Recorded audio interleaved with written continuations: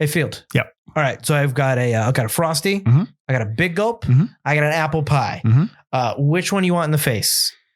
I don't want any of those in the face. You know what? I don't want to throw any of those in your face because I actually want to eat those. I don't know why people are throwing away good food. It just doesn't make any sense to me. So you know what? You're safe for now. Thanks, man. We're talking the Weatherman. Ladies and gentlemen, please notice that exits are conveniently located at the front and rear of this auditorium. When leaving the theater, we suggest that the exit at the front of the auditorium will allow you easier access to the parking areas. Thank you.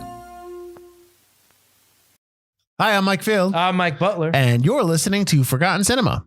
Each episode, we highlight a film that, for a variety of reasons, was forgotten by audiences. Whether it be because a more popular movie was released at the same time, or the movie simply didn't catch on with an audience in its initial run. We'll discuss what we love about the film, or perhaps don't love about it, but we'll always recommend you revisit it. If you enjoy Forgotten Cinema, we want to hear from you. We're on Instagram, Facebook, TikTok, YouTube. We're everywhere. We're available on all platforms with a backlog of over 250 episodes for your listening pleasure. What is going on? Nothing much. You know, I'm just a middle-class weatherman making over $250,000 middle class in Chicago. I got my high-rise apartment complex condo. I've got a nice house in the suburbs of Chicago. And for some reason, I'm absolutely miserable. I don't like my wife at all, but I still want to get back together with her. Money doesn't buy happiness, bro. I don't know how to be a good dad, apparently. And although my father was apparently a really good dad, I don't know how to be a good dad. And my relationship with him is kind of cold. But it's okay because everything's going to work out in the end because, you know, life. Movie. Life. Right. So we're talking about The Weatherman, $250,000 years to read prompts. I'll do it. 2 hours a day. I'll talk about low pressure systems that are coming into the air. You gotta. It's not easy. It is. I'll do it. I will do it for $240,000 a year. The Weatherman has a runtime of 102 minutes. It's rated R. Production budget of $22 million. It came out on October 28th, 2005. A classic Halloween film. Opening weekend did $4.3 million. Domestic 12.5. International 6.6 for a worldwide total of $19.1 million. Big time. Oh, yeah. Production company was Escape Artists, and it was distributed by Paramount Pictures. So I said it came out on the 28th of October. Let's go back a week to the 21st, where you had a wide release of Doom with The Rock.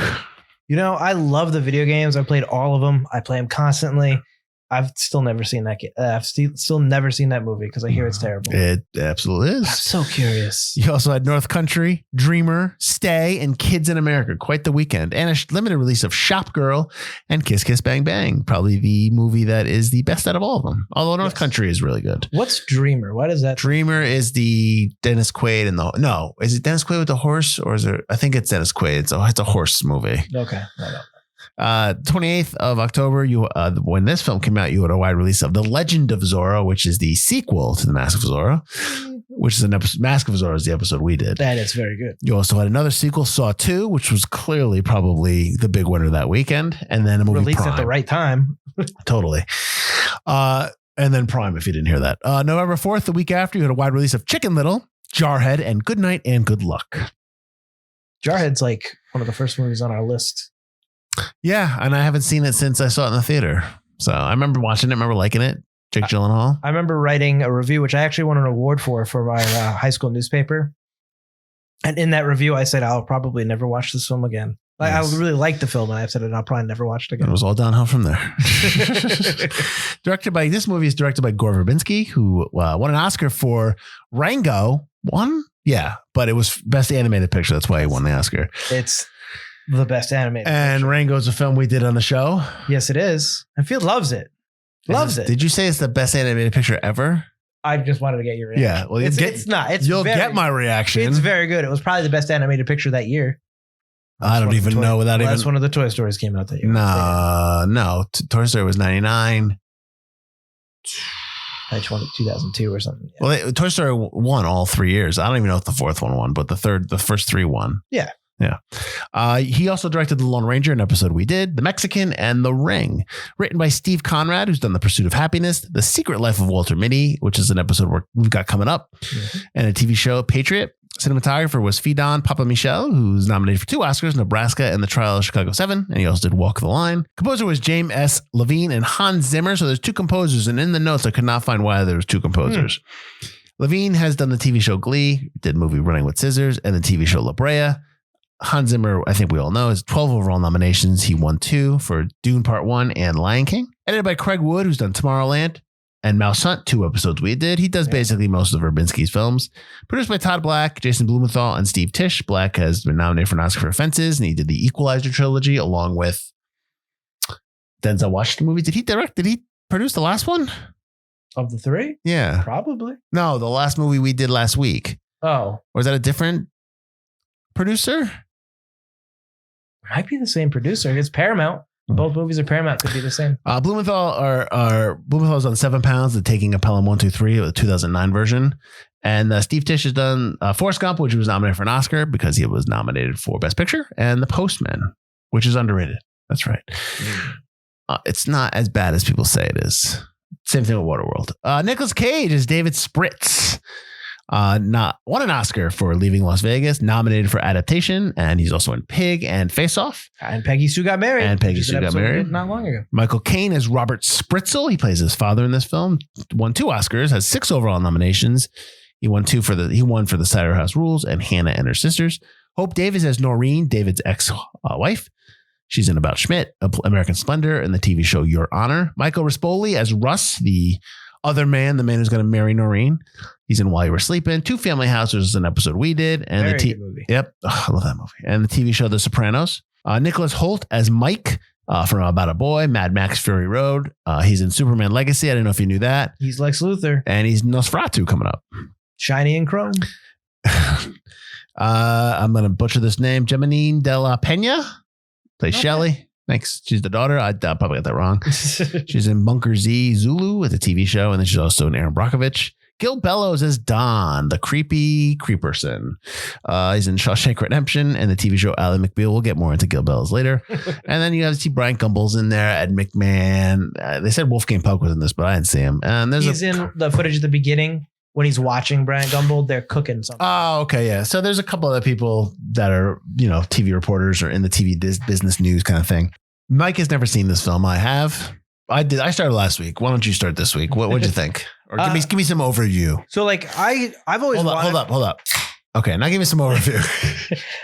I've always wanted to see this movie. I remember watching the movie trailer, either in the theater or online, probably in a theater, and being like, that looks kind of good. Because I think this came after Family Man, right? Shoot. Family Man was, Family Man, yes. Yeah, it must have. It did. So I was... Maybe you're going to make me look it up now. That's right. It is definitely after Family Man. Because by this time, I'm already in high school and I'm already writing for the newspaper. 2000. I did Jarhead. Yep. So I've already watched The Family Man. I know Nicolas Cage do dramatic stuff. I'm pretty much set on, I'm probably going to go to school for some sort of film or acting kind of thing. Well, not really set. I didn't know until. What happened? I did it. Look at me now. Come on. But so back then, I had a real big interest in acting, and filmmaking and stage work. I'm in the drama club. I'm getting cast as the lead characters and stuff. So, I was like, oh, this looks like a really good drama. I'm kind of getting more into, I would say, adult movies, with grown-up stuff going on. Adulting, as they call it. Basically. So I was like, this looks really interesting. I kind of want to watch this. It looked quirky and weird, in a way that most trailers didn't present things before. And I never got around to watching it. Probably because it came out in Halloween and Saw 2 had come out. And I know I saw Saw 2 and Jarhead. I definitely went to the theater to see Jarhead. And so it just kind of fell by the wayside. And it's not something I think my parents were very interested in because we always rented and watched movies together. So I just kind of never got around to watching it. So I've watched it now.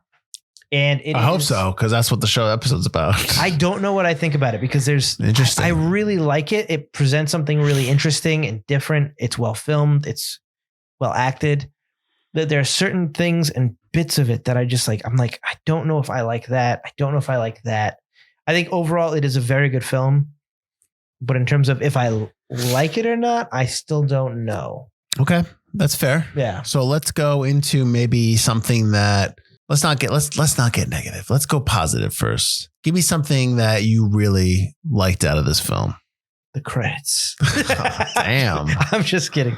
I really liked Nicolas Cage's struggle as a father, because he's presented as he's not a deadbeat dad. He's definitely someone who cares about his kids. He's right from the get-go. He drops what he's doing and he picks up his daughter. He wants to know about her interests. He wants her to be interested in stuff. You see him taking to bow class and she just doesn't want to do it. And he doesn't push her maybe. And that's maybe what he's supposed to do. But it's not like he's not interested. It's not like he doesn't want to be with his kids. You know, from the get-go, he's just a father that's kind of given up and just floating. He's coasting. And I think that's a really interesting way to present the character, because so often, and we've talked about it before, it's just deadbeat dad, deadbeat dad, deadbeat dad, or dumb dad. And Nicolas Cage's character is really neither. Mm-hmm. And I think that's a very interesting way to present somebody, because I think we've all felt like we're just coasting through life at some point and we just kind of lose sight of the things that are important to us, or really push ourselves or the people around us to be better versions of ourselves. And I think that's a much more realistic portrayal of a person than what we're usually given in films like this. Yeah, I think the archery angle is supposed to be him working on himself, him trying to like follow through with something and finding a passion. But I think, this movie's only an hour and 42 minutes. So I think if you're going to add more time to it, I think you do need a little bit more personal growth on his part. That's one of my negatives. He doesn't. We're positive. No, I get it. I like that, the marriage broke up, but the marriage doesn't break up over one inciting incident. There's not one person that's at fault.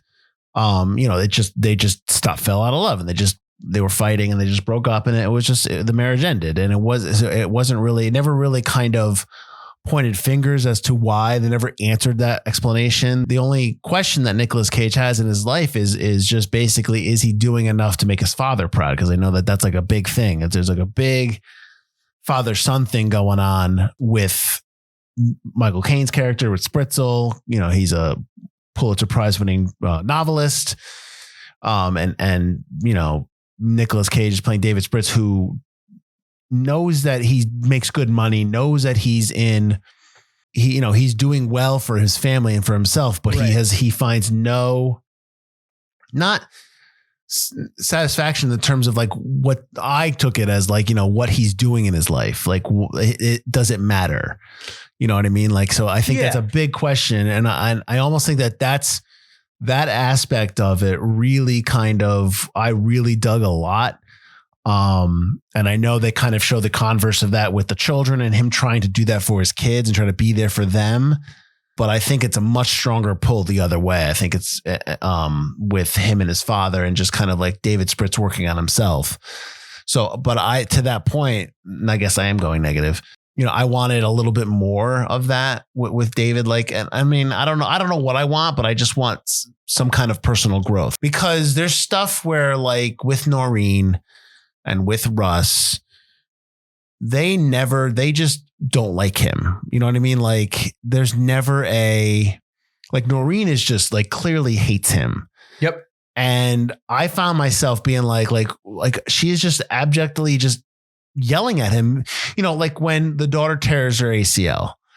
Sure. At the sack race. ACL. Yeah. At the sack race. And she's getting on him, but it's like, it's an accident. They were at a sack race. Yeah. They were at a sack race. They were doing something together. Yeah. And you had that moment where he's like, let's finish. It's important to finish. And you think that it's going to devolve into like, he makes a mistake and pushes too hard, but he doesn't. It's a good father-daughter moment. They try. Yeah. But like, he brings her home, and I get that she's upset, but like, she just like lays into him. And it's like, it's an accident. Yeah. So, well, I understand like the anger there. And I guess that maybe that's supposed to make you side with him a little bit, or just kind of like feel bad for him. They never really rectify that, where she's like, listen, it was an accident. It's fine. Like, Noreen never has a moment where she ever like gives him any kind of positive feedback on anything. Right. So I agree. Yeah. And I think that like you said, she hates him. She not only hates him, she's disgusted by him. Right. She doesn't like his face. She doesn't like the way he looks. Yeah. That's why she gives unenthusiastic BJs. Shut up. I don't believe these two were ever married, or I don't believe that like Nicolas Cage's character should want to get back with him. I just don't see Noreen and him being a happy family, or how he thinks that would ever work out. Like, it's just that kind of makes him dumb dad, I guess, in a way. Well, he's depressed. He's clearly depressed without them ever saying that he's depressed. He's sure, clearly, for sure. He's down on himself. He's down on his life. He's down on everything. He's just trying to get back to a time when he was happy, where he thinks that it's because his family's going to get together and be as one. And even that moment where like he puts his arm around his son at the mall, like that's what he wants. He just wants that. Sure. And I can get that out of this movie, but I need more of that. I really need to, like, I need to watch this film, and and when those moments happen, I need to really start feeling like, oh man, like I really need to start feeling that emotion. You know what I mean? And I do intellectually, but I don't emotionally. Does that make sense? Well, I think that part of the problem is the revelation of just this shitty life. Mm-hmm. Like, it just, life is shit. And it's just like, that's not true. It's not always true anyway. And it's just kind of like, and that like stupid smile Michael Caine gives, which is like forced smile. It's just kind of like, it should have been a really touching moment. It started as a really touching moment. And then I'm like, wait, so that's the theme of your movie? You're talking about the end of the film. The end of the film, of the speech. Like yeah. I'm like, oh, that's nice. That's nice. And then he says, just life is shit. And you just got to just keep going. You just got to toss it in the garbage. And I'm just like, that's not the theme of the movie that I've been watching, or it shouldn't be. And it's just like, I got like, all right. And then the movie ends with the tiniest incremental change of, oh, he's slightly happier because he took that New York job. Yeah. Yeah. Which I can't see. 1.2 million a year. I mean, the money's great. I can't see how that makes him a better father, other than his kids are going to go to a great school and have generational wealth now.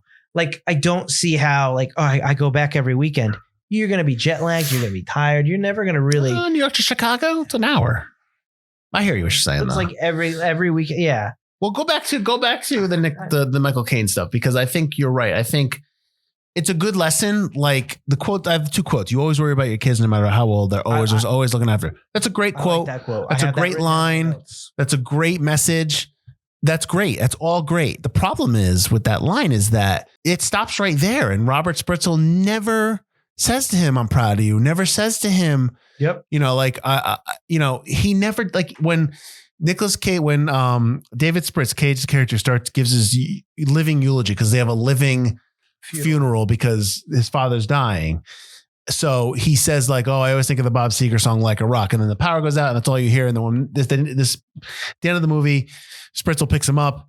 They play. He's like, I don't get it. He plays the music. He's like, well, this is the part. And he still doesn't get it. And then there's never, he gives that line. Spritzel gives that line again. Great line, but there's no subtext. There's no context around that line within the story. Whereas like there's nothing, David gets nothing from him where he like you almost want David to get something from his father where it almost makes David cry and makes him happy that he's heard finally what he's been wanting to hear.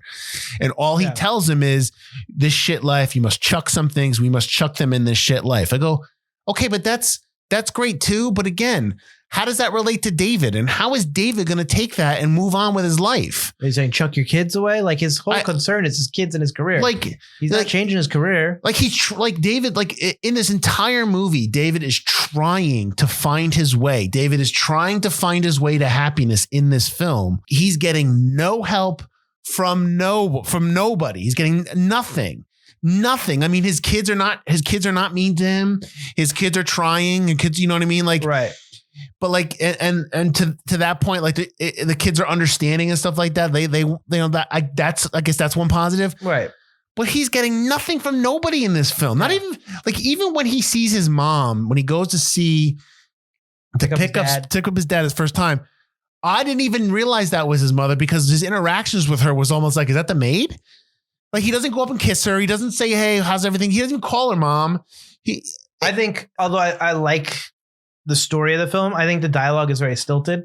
I don't know if it's purposeful. I think it's very purposeful. Yeah, like the stuff, how he talks to Noreen, how he talks to Russ, how he fights and argues with Russ. Just like, people don't talk like that. It's very strange. It's almost very Wes Anderson. Yeah, it's like I want to do Wes Anderson. I'm not going to do Wes Anderson. It's very indie. And listen, we talk about choices all the time. So that's great with the choice, but it's very much like that. Yeah, no. And I think you can have that in the movie, but you still got to get to that other stuff. Like even like the stuff between him and his father is very stilted. And it's like he's asking for his father's approval and he never gets it. And they listen to the song, which is a very emotional moment. It's great. He goes, but he gets to the part where the whole point is nothing ever gets to me like a rock. I was strong as I can be. The father doesn't go, I was never strong. Like you never get that Clark Griswold moment from Christmas Vacation where he goes, it was like, how did you do it, Dad? It was a mess every year. Yeah. Jack Daniels is how I got through it. That's what you should have gotten from Michael Caine's character. You don't get that. He goes, how'd that book go? Like, you just ignore it. You're so cold to your son who's looking for approval, who's looking for you to be proud of him. Mm-hmm. And that like could spark something in him. And you don't get that. Yeah, no, I think it's like it's left unsaid either for the sake of art or for the sake of, I don't want to hit everyone over the head with it. In real life, it doesn't always get said. And that's, well, then in real life, there wouldn't be that crying scene where they listen to the song together. But there still needs to be a character there that says that to him and says like, look, he may not say it. You may not get it, but you may need to understand that like you need to find it. Like you need to find that he loves you. And like, there has to be something like the whole thing with Kevin Smith films when Silent Bob talks.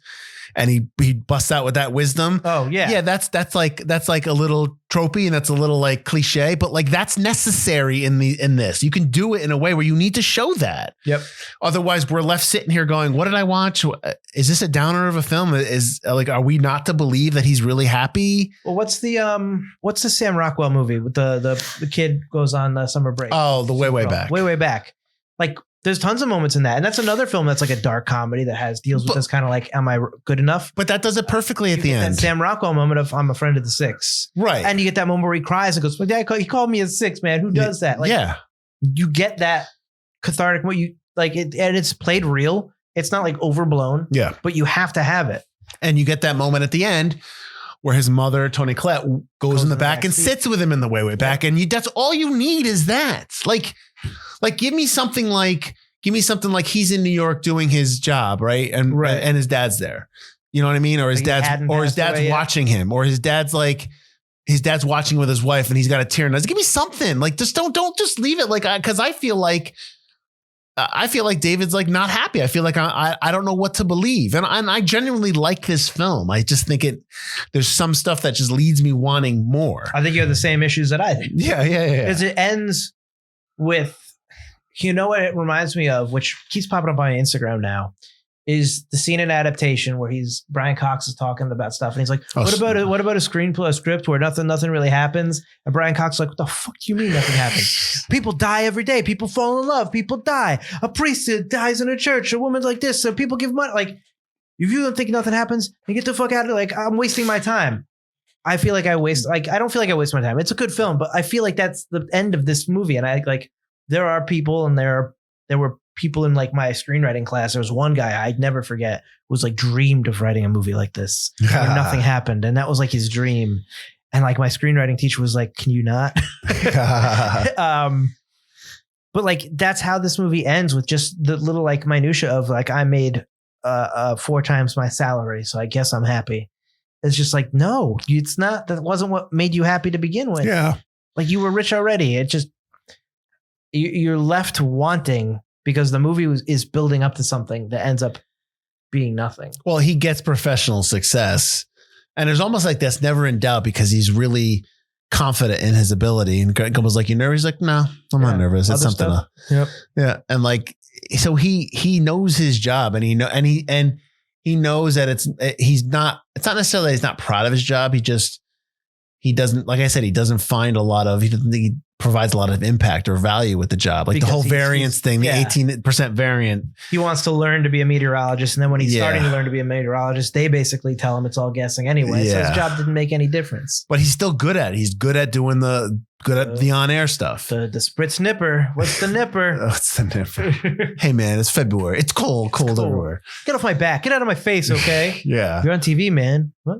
You're on TV. But like, I also wanted him to slug Russ. Like, I just really want him to Noreen's because he's such a hey man. I just talked like, get the heck out of here. The thing about Russ though is like I didn't know who the hell Russ was for the longest time until she's like, I'm marrying Russ. I'm like, okay, he is the boyfriend. I'm like, is he the boyfriend? Is he? Why not? are you here? Why are you going to couples counseling? If I didn't get that you're either. In a relationship I didn't get that you're either. You're going to marry this guy. What was the point of that? Yeah, I didn't get the couples counseling stuff and.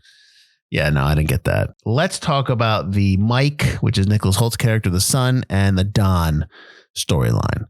Let's talk about child predation. Like, so they talk about how Mike is in rehab because why again? He tried to kill himself? I don't think they explain it. I didn't think he tried to kill himself. What did he do? He got in trouble? I assumed he was taking drugs. They don't. I can't remember what happened. Well, they can't be drinking because Don offers him a beer. So yeah, and it can't be drugs because if he was a counselor, but also Don is clearly a predator because he's trying to and you get that from jump when you meet him. Hey guys, absolutely. What you doing?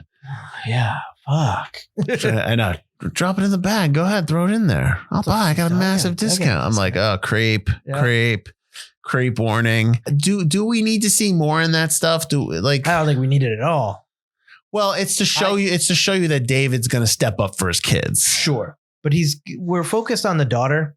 Yeah, we do a lot of daughter stuff. Give us more with the daughter then. I don't think we need Mike. I think he's an extraneous character. I think that you just have him focus on his daughter. Like why do you have Mike there just so you could punch Don in the face? Which is a great scene. I love when he gets him right in the nose with the camera. Yeah. But it's just kind of like I don't necessarily need it. No, and I mean you do also you have Mike there also for when he's like when he says what do you want to do? He's like I want to be a cameraman for Monday Night Football. Is that all right? He's like of course it is. But here's my thing. When did I ever know that Mike was interested in football? Well, he was interested in cameras. I think that's the whole point. Yeah. But that's regardless. Your point is valid, but I think it's also there to be like he's supporting him in anything he does, and he doesn't want him to feel like he feels with his father. Sure, because he wrote that science fiction book, and they all had the whole like. No one Dad didn't even read it. Yeah, it's just so. But here's the other thing too: is we follow Dave through the entire movie, right? Right. The focus is on Dave. We don't really go over and see the wife. We don't really go over and see what Robert Spritzel's doing. Sure. When Mike or Dave's not around. So why are we focused? Why are we now going to scenes with Mike? Entire scenes with him and Don, where there's no Dave watching from afar. Where it's like all of a sudden, like now we're in the apartment and we've cut away from our main character, which we've never done before. My only explanation is that they were trying to do something with father and sons. And if that's the case, there's no reason for the daughter. Like, don't have one son. Don't have the daughter character at all. But then you focus on the daughter. I know. Way more. I know. And the daughter scenes are all father-daughter scenes, except for that shot where she buys the cigarettes. Yep. But that's like right after he drops her off, so that's fine. And then the one shot where he picks her up and she's like talking shit about the one girl with the other girl. Oh, right. Which you don't even need that scene. I thought that scene was stupid. Like, why is that here? Yeah. Yeah. I don't know. I mean, the more we talk about it, I don't want, because I genuinely like this film. It's a good movie. Yeah, absolutely. I think that the script needed a couple more drafts, maybe. I think that's fair. It needed to say something, and I don't think it says something. Like the stuff with Michael Caine and Nicolas Cage is good. It's really, really good. Mm-hmm. I just want more so that it could be great. You need a payoff. Right. If you're watching something for nothing, it's like, all right. Yeah. The Gil Bellows stuff, the stuff with Don and Mike is interesting, but it's not even a supporting, it's such a small supporting arc in the movie that it's almost non-existent. And like you wonder, like, do we need this? Like if you really want to have a moment where Dave is stepping up for his kid, is this the part where we do that, or can we do it somewhere else? Right. Do you know what I mean? I think the strongest scene with Dave and the kids is when he takes his daughter dress shopping.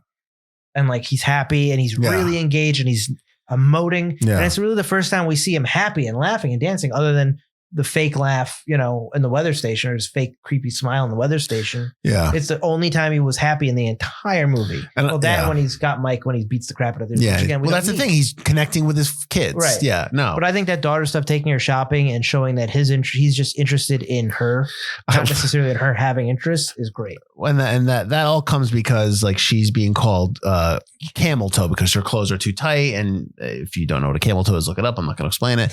But so he's trying, and she's like, oh, because they're tough. She doesn't get it, and he's like, yeah, because they're tough. But what I like about that, because he's like, you ever get called a dummy for missing a text answer or camel toe? Like, it's just so stupid. Just throws it out. So it's stuff like that. Like, he's genuinely like a good dad, and I think with that montage scene too, I think we're so conditioned in movies now where we're just waiting for the shoe to drop where she gets upset about something and runs off and he screws it up.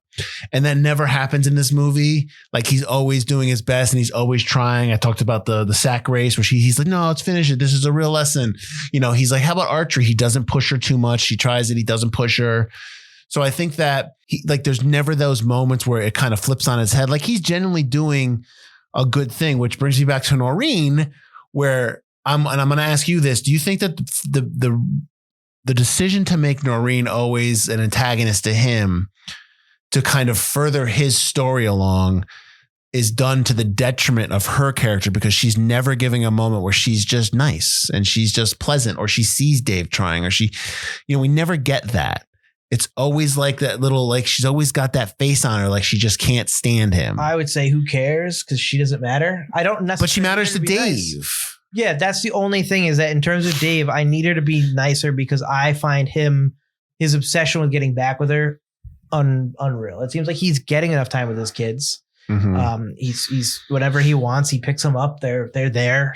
They're available to him. So I don't think, in the greater scheme of things, his obsession with, we're going to be a family again, I need my wife back, makes sense when she acts that cold and is clearly, like I said, we show in that one scene, disgusted by him, literally like repulsed. And then we get the tartar sauce scene, which I also don't think we need, because we already get the fact that she's repulsed by him. And that tartar sauce scene is also extraneous, which is like, why do we need this scene? Well, I do like his thoughts, because that's like, he keeps going to different things. But I do like, say, and fans of the show might know that I'm not a big voiceover person. I was going to ask you what you thought. Yeah, but I think it works the way they use it here, because I like it when it's like, it's train of thought almost, and like it skips. Like, I can't remember the movie or the show we're watching where like, like in Pop Star, when they're at the end of the movie and like, oh yeah, we're all dead. Oh my God, he's making out with like that. Like, so when stuff like that's happening, I think that because it's almost like in the mind right now. It's not like somebody thinking back. You know what I mean? Like, it's not a noir. He's not telling the story. Right. So no, I it works here. But I think that with the tartar sauce scene, like, I think that's there. And I think I need that there, because I need to know that the marriage didn't break up because he cheated on her or he hit somebody. Like, I need to know that it's just like, okay, they just kind of grew out of love. So I think that's why that's there. And I think, and I get that. So I think that's why I need that there. So I kind of got that from You Disgust Me. Well, I mean, yeah, but you don't know. But again, but they take that extra step and explain why their marriage kind of breaks up. We don't get that anywhere else. Yeah. Let me get to some reviews. Ebert, your favorite, says, yes, The Weatherman is a downer, although the sun breaks through from time to time, and there are moments of comedy that are earned, not simply inserted. So the comedy in this movie is very dry at some parts. It is very dry. So I think that you need to like be on that same wavelength to understand that. It's definitely a dark comedy. Well, I hate dark comedy, but dry comedy. It's a drama. Yeah. Peter Travers says Cage works hard to find traces of humanity in a man that God forgot, as do screenwriter Steve Conrad and director Gore Verbinski. But in the face of a character no one cares about, can audiences be faulted for asking, why should we? He's not wrong. But I care about Dave. I care about Dave until I find out that Dave's just a vapid ass who just wants his 1.2 million, and that made him a little happy. No, see, I don't think that. I think Dave is depressed. I think Dave doesn't know what he wants. I think Dave wants to have. Then Dave gets undepressed by making 1.25 million each. I don't think but that's that we're assuming that he's happy at the end. I don't know if he is exactly happy. He even says he doesn't know if he's happy. Exactly. This might be enough for now. Yeah. That's not enough. See, I like Dave. I'm a big fan of Dave in this. I just think Dave. I don't hate Dave. I'm just like, well, okay. Betty Jo Tucker from Real Talk says, quote, easy doesn't enter into grown-up life. David Father tells him. Easy doesn't enter into watching The Weatherman either. Damn, Betty. I found it a delightful watch, even though I have issues with it. Although, I would have really liked it to end with something else while he's on the float waving. If something else hit him, and then it cuts to credits. I should have hit I would like to hit like Brian Gumbel, but he probably wouldn't let him. If that's enough, if that being on the float is enough for now, then you've got to be okay with getting. Oh, it should miss getting him. Hit again. It should miss him. Or yeah. but it should still come at him. But if you're getting thrown something at a float, you're getting taken out of the cops are going to get rid of you. Like they're going to take it, like, you know, drive-bys are different. I guess in the movie, in the production, Verbinski's the one throwing all the food at him. I read that note, yeah. But like, how about the fact that Cage is like, yeah, just chuck the Frosty at me. Just chuck the soda at me. Do it. Big gulp. I got hit with a big gulp. Did you notice that the spoon, did you see the note about the spoon? It's just it's painted so it looks it's like metal. plastic. It's actually metal with a magnet. Yeah, so it could stay on there. I was like, wow. Some advanced prop making for Frosty. I love one of the times I laughed out loud was when they're at the couples therapy, and she's like, I want you to tell us like why you think like what problems you have. And he's like, I got this thing with porn. I got pretty bad. Write it down. Yeah, that's why you have the paper next to you. I thought that was funny. But also he's trying and he just can't do it right. Right. But then he goes and reads the note. Well, because he says to her, I'm just trying to make it right. I'm just trying to figure out like what I did wrong. I want to make this right. But that's wrong. Yeah, I know, because he's no, I'm not saying he's doing it right. I think he's screwing up. I think my note is, well, clearly they're looking at that note. And then I go, and it was instantaneous. Oh, yeah, no, but that's good. As I was writing that note, he opens the note and I go, oh, it's already happening. Okay. Or when he tries to snowball fight and he hits her right in the face. Oh, yeah. Oh, just broke my glasses. It's obviously a time before Apple Pay too, because he didn't have any cash in his wallet. Oh, well, that's what one of my notes is. It's 2005. You don't have a debit card or a credit card? Maybe Come not. on. I couldn't get that coffee. It's 2005. Well, some places might not take credit card, debit card, but I get you. 2005. And also, that wasn't a small coffee he was holding in his hand. That was a large coffee. Yep. For sure. So, Mike, why? Who would you recommend this to people then? Not why was it forgotten. I always skip that. I would recommend this to people who enjoy film, people who like Nicolas Cage, people who like The Family Man. I think it's interesting to see Nicolas Cage as like an average Joe because he plays such kooky dudes. This is also a very different film in Verbinski's filmography. That's true too. Yeah. People who go, oh, Verbinski, he just does big weird movies. It's like, no, he did this. He did the Pirates trilogy. He did the Mexican, the Lone Ranger. Lone Ranger. The Ring is like, horror. He did A Cure for Wellness, which is kind of horror. It's really long too. I don't think a lot of people dug that. Long, no. But yeah, no. Actually, The Cure for Wellness was his last film. Like he hasn't done a film in like 6 years. His last film yeah. It burnt him out. Making a 6-hour film will do that to you. Well, I don't know. Something. But yeah, I think it is interesting to see that this is his lowest budget film. But yeah, I think I would recommend it to those kind of people who like film, people who like dramas, people who like Nicolas Cage, who maybe want to see him as like, he's not just always Dracula from Renfeld. He can be a normal guy. Which also stars Nicholas Hoult. I think that, it's a film that you need to see. You should see. It's of his filmography. Like I really am a big fan of the Unbearable Weight of Massive Talent that he was just in, that he plays himself. I liked it. I love that film.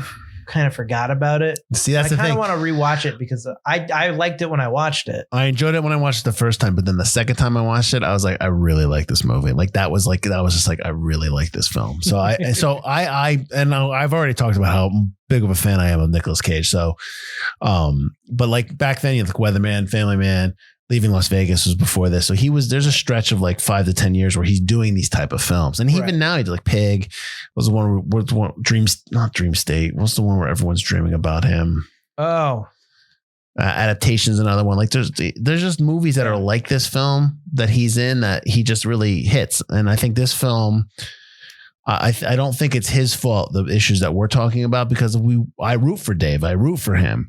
I just wish that there was, payoff. Yeah, and like we talked about, the line when Michael Caine gives it to his father, it's a great line. It's just like I need more from that. So yeah, I think that I recommend this to people who like writing, screenwriters, end up doing indies. Just like the idea that this is about one person. It's a small story. It's not a big story. It doesn't have to be big. Your stories don't have to be big. You just need to know what you want to say. Right. I think this would be an example of what I would give them in terms of just like what they did for $15 million or 16 or whatever the budget was. But why is it forgotten? Because The Family Man exists, because Unbearable Weight of Massive Talent exists, because Nicolas Cage has made, even before he needed to pay off his taxes, 8 bajillion films. There's just, his filmography is so vast. He's known for the bigger roles. Yeah. Face Off, Con Air. Like, he's just known for so many things that this gets tossed to the wayside. Mhm. The fact that it's a smaller film, it didn't make a ton of money, and Gore Verbinski went off and did Pirates right after this, or during this. And this isn't a role where Nicolas Cage is being outlandish. He's being very reserved. Exactly. Yeah. Which I think if most people ask you, what's a movie where he's like a normal dude, people are going to say The Family Man. Probably the average person, I think. Would But say even in Family Man, he has those moments of where he's just like, like he a goes, little bit like gets that, a little crazy. This douchey, crazy guy comes out. Yeah. But I think that's what people are going to say, or they're just going to say, I know him from Con Air. Yeah. You mean that movie where he Mandy. played himself? Mandy for horror fans. Ghost Rider. Yeah. Like, people are just going to know him from all these Gone in 60 Seconds. People are going to know him for those roles. Mhm. Even like the people that know him, like Raising Arizona and stuff. Oh yeah. It's like, it just gets caught in the middle of his lexicon of movies. He just has so many films that some films are going to get forgotten. Yeah. Like, anytime we do a Denzel Washington movie, if you tell, like, why is it forgotten? Because Denzel does so many damn films. Same with Nicolas Cage. But we will tell you, but honestly though, like when we worked at the theater and Denzel Washington had a new movie, that was busy. Tickets to the Denzel movie. They don't All care the time. what movie Oh, it I is. love it. That's my favorite too. Cause people come like, what do you want? To the Denzel? I'm like, you got it. It's just, I knew because people just come out for Because Denzel. they know he's going to at least be good in whatever he's in. And they'll come out for him for Gladiator too. I can't wait for that. Well, it's long. Oh, they already have the runtime? I folks? thought I read that. because pre-sales are It's about like 3 hours, I heard. The original is 3. Yeah. Okay. I think. All right. Well, that's going to have to be like a 3:00 in the afternoon watch for us. Okay. I'm going to have to watch the first one again. Oh, we do it. Anyways, we're going to, Mike, tell them where they can find us. Well, first of all, by the time this comes out, you can watch our Gladiator and Gladiator 2 episodes. We filmed very, very far ahead. It's not even Halloween yet. Merry Christmas. You can find us at ForgottenCinemaPodcast.com or wherever you get your podcasts, or on YouTube if you're watching us right now. Wherever you're watching or listening to us, please like, rate, subscribe, drop a comment. What's your favorite Nicolas Cage movie? What's your favorite kind of independent kind of dramedy? What's your favorite dark comedy? If you'd like to support our show, we're on Patreon, patreon.com/Forgotten Cinema. It's right there on the bottom of the screen. You can support us. We give you early access to episodes. We give you exclusive episodes. We give you merch discounts. You get our Discord where you can talk to us about anything you want. It's a cool place for cool people, and you help support the show. But honestly, just watching, rate, subscribe, tell everybody about the show. If you can't join the Patreon, that's fine. That stuff helps the podcast grow as well. So thank you so much. And next week, we're going to a Christmas party. We're going to Office Christmas Party in 2016. You saw this with me? I saw it with you. I hope it's as funny as it was when we watched the first. When we do movies like these, it's very dangerous because the episode could just be us doing lines, like, you know what I mean, just like joking around. Yeah, doing lines. Well, that's for a different show. But yeah, so I always worry about these episodes because it could just be like what are we talking about? This episode comes out on Christmas, so it's good to have a lighthearted episode. I guess so. So that's next week, Office Christmas Party, starring Jason Bateman and a bunch of other people I've already forgotten. Who else is that? We'll figure it out. That's next week. Until then, thanks for watching. Thanks for listening. I'm Mike Field. I'm Mike Butler. And this has been Forgotten Cinema.